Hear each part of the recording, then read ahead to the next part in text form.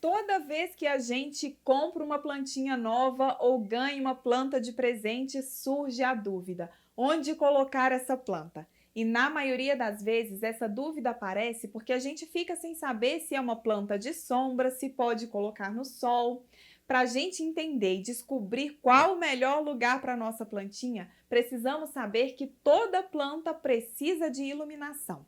É através da luz do sol que elas realizam a fotossíntese. A fotossíntese é um processo bioquímico que acontece dentro da planta para a produção de energia.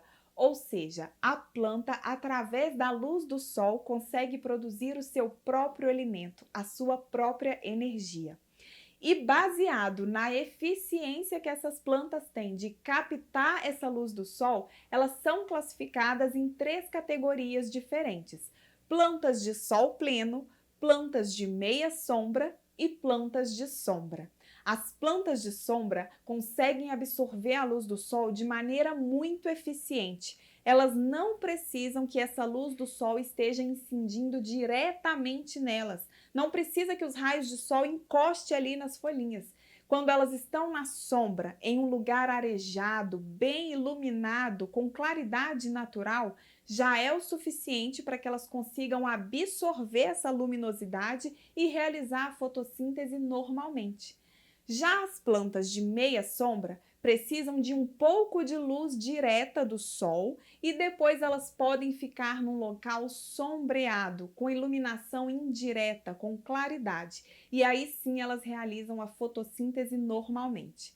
Já as plantas de sol pleno são aquelas que precisam receber muita luz direta do sol, por várias horas por dia. Só assim elas conseguem fazer a fotossíntese de maneira mais eficiente. As plantas de sombra podem receber até 2 horas de sol por dia, de preferência aquele sol do início da manhã ou do fim da tarde bem fraquinho. Já as plantas de meia sombra podem receber de 2 até 4 horas de sol direto por dia. E as plantas de sol pleno precisam de mais de 6 horas de sol direto por dia para conseguirem fazer a fotossíntese. Lembrando que sombra não é sinônimo de breu. As plantas não podem ficar no escuro por muito tempo. Assim, elas não conseguem absorver a luz do sol e fazer a fotossíntese.